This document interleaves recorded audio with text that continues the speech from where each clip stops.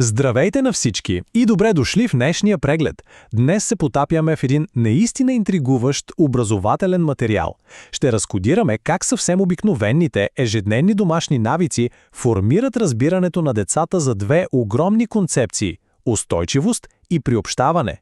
Заглавието на източника «Ефекта на пеперудата» напълно улавя същността на нещата, защото тук изобщо не става въпрос за някакви грандиозни жестове, а за онези малки, привидно незабележими действия, които създават истински вълни от промяна. Нека започваме. Когато се замислим за ежедневните си рутини вкъщи, първото нещо, пред което сме изправени, е един леко драматичен, но абсолютно ключов въпрос. Кой всъщност ни гледа? Това е въпросът, който стои в самата сърцевина на този материал. И отговорът е колкото прост, толкова и отрезвяващ. Изходният материал разкрива една кристално ясна истина. Децата не просто слушат какво им се казва. Те не изпълняват сляпо команди. Те са мълчаливи наблюдатели, които буквално като гъби попиват и имитират възрастните около себе си. Цялата идея тук е да изместим фокуса от това, което се опитваме да преподаваме съзнателно, към това, което несъзнателно показваме всеки ден. За да разгърнем тази концепция максимално добре, ще преминем през 5 основни точки. Първо, ще разгледаме мълчаливите наблюдатели. След това, как децата всъщност се учат, как се изграждат устойчиви домашни навици, връзката между устойчивост и приобщаване и накрая, как да приложим всичко това на практика. Нека направо се потопим в първата част и да видим какво точно означава да бъдем мълчаливо наблюдавани всеки ден. Модулът прави нещо много интересно. Предефинира понятието «модел за подражание». Когато чуем този термин, обикновено си представяме исторически фигури или супергерои. Но не и тук. Тук моделът за подражание е просто човекът, чието ежедневни рутини, емоции и думи се копират от децата. Това означава, че всеки възрастен в едно домакинство е абсолютно главен герой. Дори най-рутинните ни действия имат значение. Продължаваме към втората част, за да разберем механиката за всичко това. Как точно децата учат в домашна среда? Материалът подчертава един огромен контраст между това какво казваме и това какво правим. Основният извод е направо категоричен. Действията винаги надвишават думите. Можем стотици пъти да повтаряме колко е важно да сме добри или да пазим природата, но ако действията ни показват точно обратното, познайте кое ще запомнят? Точно така, действията.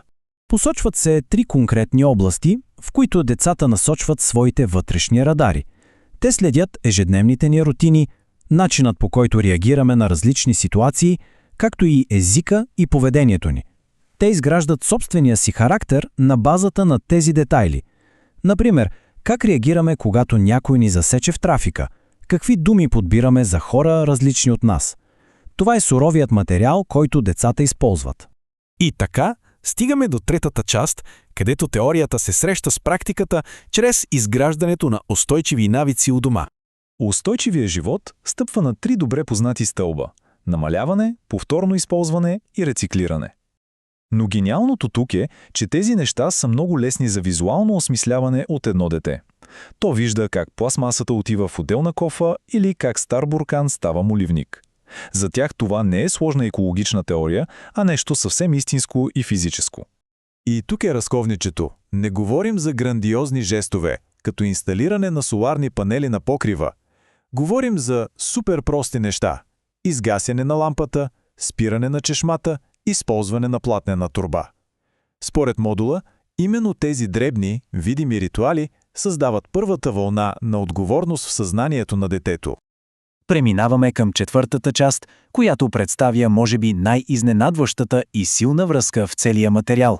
Тук виждаме един наистина брилянтен паралел. Източникът свързва директно уважението към природата с уважението към хората. И двете неща споделят една и съща основа – отговорността. Оказва се, че пестенето на вода и приемането на различните хора са просто двете страни на една и съща монета. Когато научим едно дете да уважава ресурсите, ние де-факто полагаме основите то да уважава и хората около себе си. И накрая стигаме до петата част, където събираме всичко това в конкретни стъпки.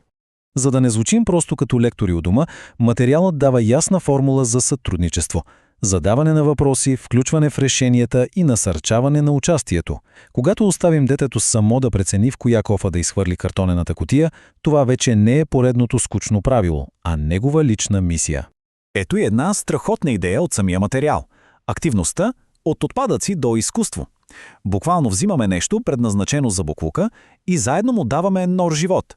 Това е перфектната демонстрация за това колко мощно е ученето чрез практика. Хем сме креативни, хем мислим устойчиво, хем работим в екип. Преди да започнем с промените обаче, източникът предлага един бърз, много откровен тест за възрастните. Пестим ли енергия? Намаляваме ли отпадъците? Даваме ли добър пример за уважение? Тези три въпроса работят като огледало, което ни показва какво точно излъчваме към децата в нашето ежедневие. И след този размисъл идва ред на действието. Материал ни предизвиква да попълним празното място. Ще започна да правя еди какво си у дома. Независимо дали ще е нещо съвсем малко, като спиране на водата докато си мием зъбите, или нещо по-голямо, тази конкретика е абсолютно задължителна, за да превърнем идеите в реалност. Ето и няколко супер практични стъпки, с които можем да започнем. Можем заедно да разделяме буклука, да изгасяме осветлението, да майсторим неща от стари предмети или просто да поговорим защо всичко това има значение. Не е нужно да правим всичко наведнъж. Избираме само едно нещо и започваме оттам. Последователността е ключът. И така, нека съберем всичко казано до тук. Този образователен модул ни оставя с няколко фундаментални извода. Действията наистина говорят много по-силно от думите. Ние, възрастните, сме най-големите модели за подражание. Големите устойчиви навици започват с миниатюрни стъпки. И най-важното – приобщаването и грижата за природата са неразривно свързани.